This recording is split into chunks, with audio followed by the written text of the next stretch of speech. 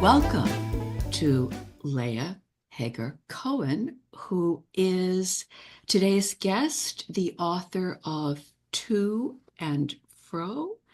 And Leah, thank you. It's an amazing book. I have so many questions, but I'll give you a minute to just say hello and we'll go from there. Thank you, Mary. I'm very happy to be here and looking forward to our conversation. And so it's sparking my very first question, which of course is why you chose to present it as two stories, that it melts in the middle. It basically merges in this magical way. And let's start there. Why you wrote it that way, what that means to you, and how it worked for you. Yeah, that's a great question to begin with. I didn't know when I began this book that there would be two narratives. I just began, as I do when I write. I don't have a sense of where I'm going. I only have a sense of where I'm beginning. And so I began this book with the story of Ani, the girl who lives in a kind of no time, no place, a world that sort of evokes fairy tale or fable or parable.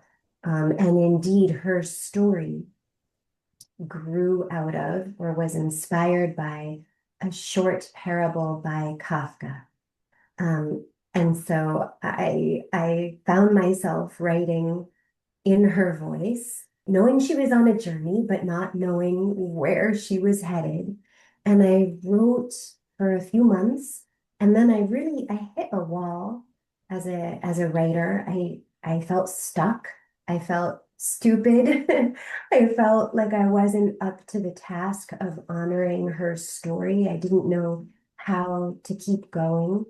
And I put the book aside. And a few months later, I found myself writing what turned out to be the beginning of Anime's story. And I had a sense that there was a relationship between that new writing and what I had been working on months earlier, but I wasn't sure that they were related, and I had no idea how the two stories might intersect. Um, but I became happy again. I rose up out of my crankiness and became happy because once again I was at work on something, a project that involved my trying to understand what was my role in the project. And then I began going back and forth between the two stories, between Ani's story and Aname's story. And I had more and more of a sense that their stories belonged together, but it was a little while longer before it came to me that I didn't feel they were both proceeding along parallel tracks in the same direction. I felt they were proceeding, I felt that the motion of the two stories was toward each other rather than in tandem, both barreling forward. Um, Thus, that sort of to and fro energy. And that was when I felt it came to me as like a almost physiological feeling that the book wanted to have them meet in the middle. And they both end up at the edge of a body of water. And so there's this like opportunity through this wateriness. I love how, Mary, you used the word melt. They sort of they do sort of melt into each other. And I wanted that to be so in the physical object of the book and the visual effect on the page. I wanted to be as faithful as I could be to what seemed true to their meeting. One of the things that I loved that you said, and For listeners, I had done a Q&A in paper with Leah. This is the first time we've had an opportunity to be looking at each other, even if it's on the screen. And you said at a certain point that Annie and Anime took charge and that you felt like they wanted it to be this way. And of course, in the book, there's so much about who's in control of the story, who creates the story, all of the different ways that people do and don't perceive the path that they might be traveling on. So, would you tell us all more about that feeling as an author? You seemed very willing to listen to the characters. How did they let you know? How did they let you know that they wanted to meet in the middle? I mean, these characters, they are fictional characters. They spring from my imagination. But I don't really know what that means. What does it mean to have something come from our imagination? How does it get there? Where is it coming from? To me, that's one of the mysteries involved in making art is not trying to sort of have mastery over one's imagination, but to be, as you say, listening closely to what issues from our imagination. And in that listening, to be humble about how much I know and how much I don't know. Um, about what exists there. And so I feel that my role has to do with listening with humility and trying to honor in this case, these two characters, although they're fictional, when I'm writing, they become very real to me. I feel a sense of responsibility to them as I would to, people who exist in this plane. Um, in some ways, I feel more responsibility because they have only me to represent them, right? Um, and there is, I mean, I'm sort of dancing around the edge of this. In this book, I am softly uh, working with theological themes, spiritual themes, the idea of what does it mean to be created? What does it mean to co-create? And so it was really exciting to me because I'm interested in these questions. It's the first time in a work of fiction that these questions have been right there at the center of the novel that I'm developing. And so for that, I thank you because it really brought me back to so many of those urgent questions that one has at all ages in a growing child, in a teenage child, in being the parent of or the guide of that child. I felt that the two girls who are the main characters were alive in my mind. And I wonder, did you feel a stronger voice from one or the other? Did it go back and forth? How did you proceed? Did you write parts of Annie's story and then parts of Anime or one after another? I love how you bring in the idea that these are questions that I think all human beings have at various stages throughout our life. And certainly in childhood, these are such, I think, universal human questions. How did I get here? Who made me? To what extent do I make myself? Mm. Um, and so I think that's one reason that this book features two protagonists, both of whom are children. They're children who are as old as you can be, and still be planted firmly in childhood. Both protagonists are around 12 years old. in the story. So right on the cusp of another developmental stage, but they are children. And somewhat to my surprise, I started with Ani, and I say to my surprise because I've never written before in a way that involves the kind of world building um, that anime's world is sort of, I don't know, there's like shades of, as I mentioned, fairy tale, fable, um, parable, and even sort of almost, I think, in places a biblical feeling to her story. And that was kind of foreign to me. It was very much an adventure for me to try on the voice of a character who is set in a no time, no place.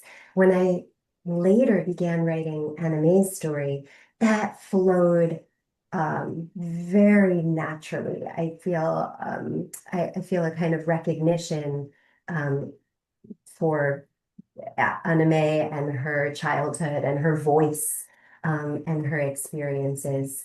Um, and I did go back and forth or to and fro. Once I had kind of established both, or maybe I didn't establish them, once both of those characters and voices had established themselves within my imagination, I toggled between the two narratives. Somehow to me that I didn't think of biblical because maybe that's not how I think. I thought of the hero's journey.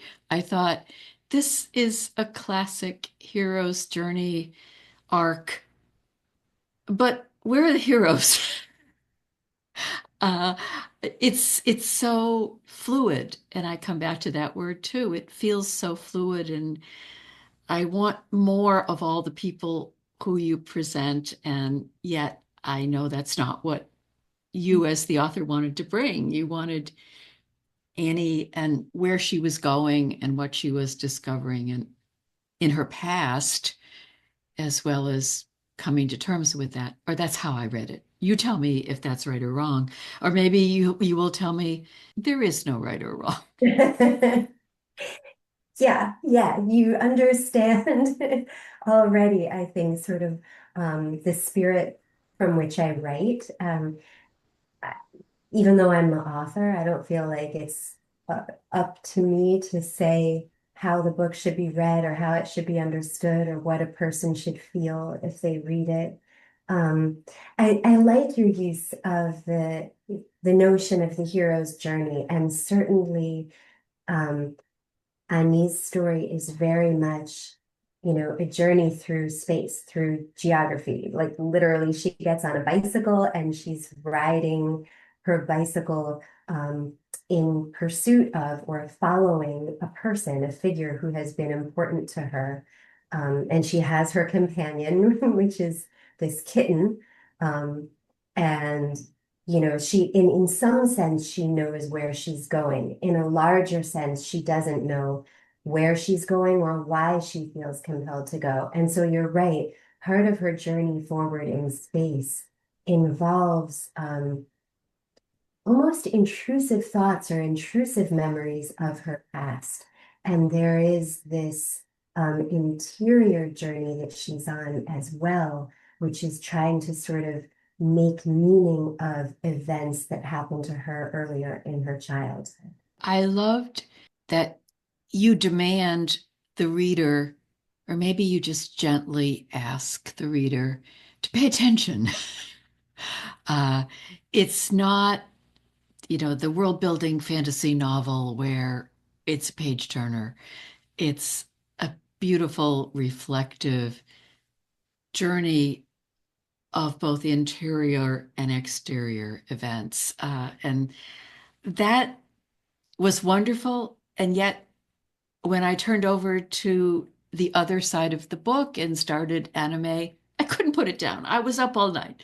And Annie, I could put it down and think about it and pick it up again. But once I started the here and now story, maybe it was the identification, as you say, every 12-year-old has had some variation of nobody understands me. I know you said originally you didn't want to overemphasize the commonality of the two stories, and you added more uh, as you were editing the novel to be a guidepost post. Tell me, how, was that hard? Was it fun? How was it to build in explicit connections where you hadn't originally thought they were needed?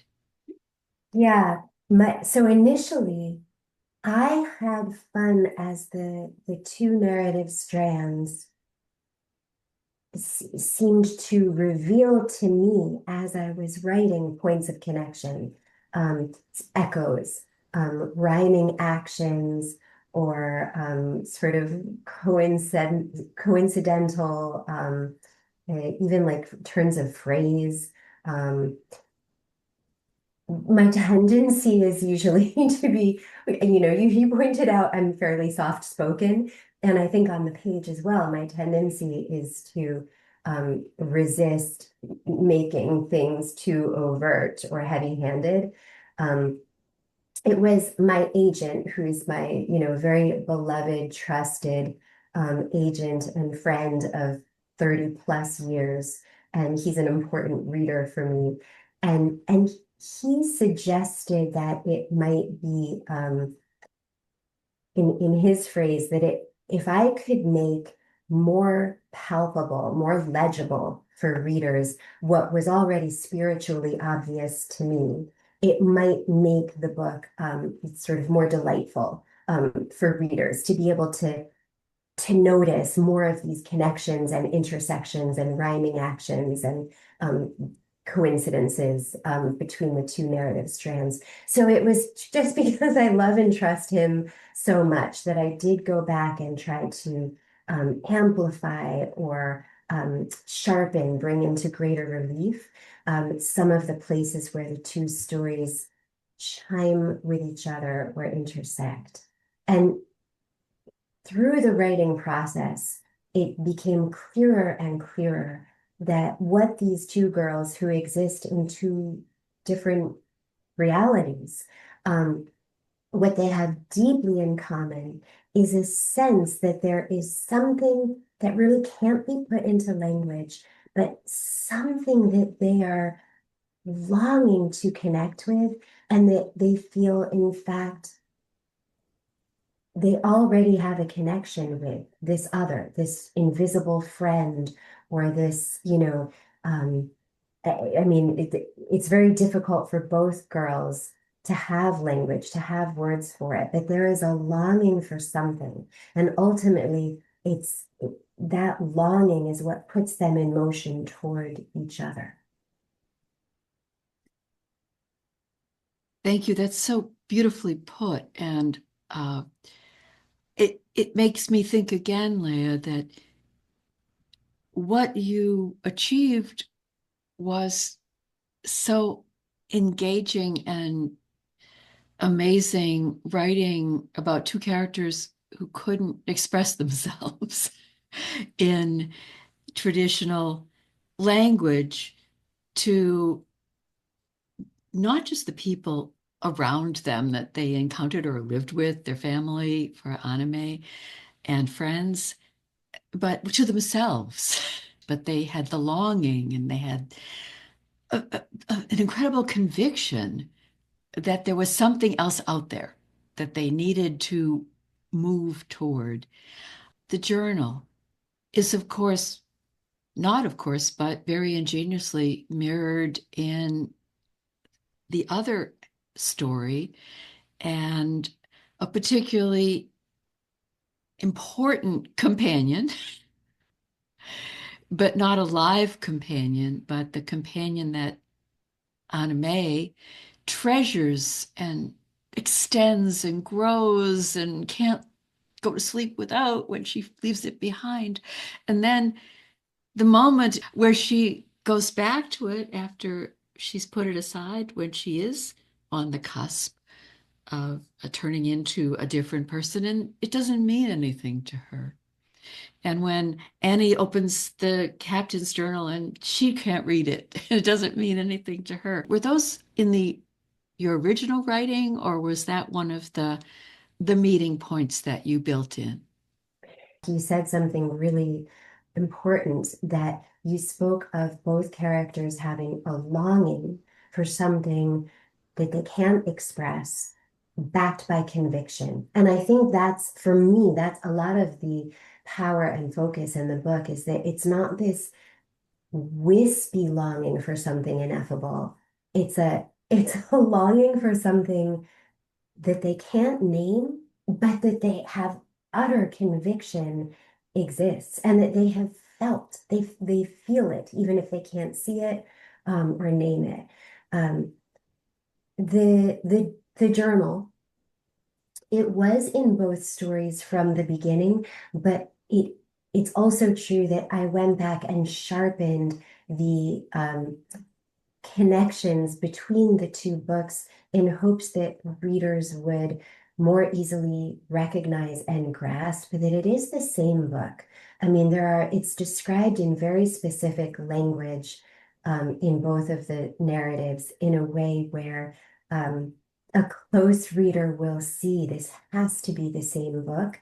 And that's this other sort of peculiarity, because how could the same book, if these worlds exist in separate realities, how could a material object actually pass between them? And that sort of hints at the place in the middle of the book where the narratives meld or come together in this watery spot. And there's one other thing that did come later, Mary. It was not originally the case that the ferryman, the character named the ferryman, he was not originally in Anime's story. He was originally only in Annie's story. And it was pretty late in the day when I went back to Anime's story and found spaces for him to make really fleeting sort of cameos. And that it was so much fun and felt so right. If I had feared it would feel that I was imposing my will too much or being heavy-handed, once I actually brought him into Anime's story, it didn't feel that way. It felt absolutely just right. I want to end with the captaincy idea. The reader takes control. But one more thing, normally when I read a book, I like it to have a strong conclusion or a kind of conclusion where it's leaves you thinking, but it's not watery, let's say. And this book was perfect. I don't know how you did that. I want to know how that happened. That was magic, Leah. That neither story ends. They come together and what?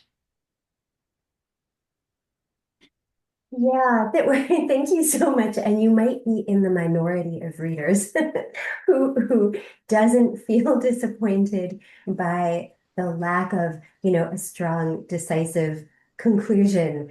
And it's just not the kind of writer I am to tell readers, this is how it is. I think because my experience of life, not just my experience of life, but my delight, my pleasure in life comes so much through not knowing, through encountering and being curious and wondering and asking questions and discovering new questions to ask without resolution. And I don't expect, I expect to live out my days on earth and die without a sense of like, oh, I get it. I don't think that's sort of within the nature of being mortal. So I know I appreciate it, but I'm not sure how many, readers of novels appreciate that approach. So thank you. I'm very glad that that felt good to you. Um, I mean, to me, the culmination, the excitement of the way this book ends, besides this sort of weird discovery of a kind of formalistic experiment, which was delightful because I wasn't like, oh, I'm going to come up with some, experimental form here. It's more that it came to me through the process, um, and felt so true to the whole motion that had led up to this moment. For me, there's very much a sense at the end that the the two protagonists have discovered the porous membrane between their worlds. So there's an object that's dropped into the water and an object floating up from the depths of the water, that both of these girls are left noticing and not understanding. And one of them quite literally ends sitting on a rock at the water's edge with her palms turned up in this sort of receiving, yeah, in that sort of receiving gesture. I mean, I felt in some ways almost that like it needed to end with a kiss, like the two narratives needed to come together and kiss. And in a sense, I think they do that at the water's edge. Um, and for me, that's the conviction backing the inexpressible longing, is this moment at the end where they come as close as they could come to um, this conviction that there is something being reified in that final moment. And you're handing it over in my imagination as the reader, you were handing it back to me to write the ending I wanted or that I had seen by paying careful attention to each side of the book could be a satisfying ending. But I was fully aware, Leah, that it might not have been the ending that you would have written. You used a beautiful phrase earlier, when we were speaking. You said it's almost as if with this book, the reader becomes the invisible friend. And I just loved that you said that. Back when I was teaching writing, I would always, you know, propose to my students that all writing is about relationship. That even if you think you're writing only for yourself and you're not going to share these words with anyone, simply the act of putting words down is a speaking into, an imaginary, um, to an imaginary listener, or even if you're just speaking to yourself, and you're in dialogue with yourself, that's relationship. And so I know for me, it's true that writing is sort of my way of being in relationship with others. And and I guess in this book, I sort of took that to the fullest extent, by sort of handing over at the end meaning making to and not just meaning making, but as you pointed out, decisions about how to proceed, which side to start with and whether to read one all the way through and then flip the book, or whether to go back and forth between the two narratives. And I've heard from readers that people, do it various ways. And yeah, that I feel that I've never been more in relationship with readers than with this somewhat experimental book. And to wrap up, I am going to ask you a more prosaic question, maybe. Was this the hardest book you ever wrote? Was it an easy book to write? And would you do it again in an experimental way? What changed inside you when you gave up so much control Mm. to the reader? It was really, really hard. Um, uh, I think writing without an outline and without a blueprint, um, has its pleasures and has its challenges. And that's been true for all the the fiction in particular that I've written. I've never known at the outset where I'm going to end up. But with this book, that was more the case, and I felt more lost while I was writing it. And I really despaired of finishing at times. And when I did finish, when I finished the first draft, I did something I had never done before with any other book. I really burst into tears. I was all by myself and I just sobbed.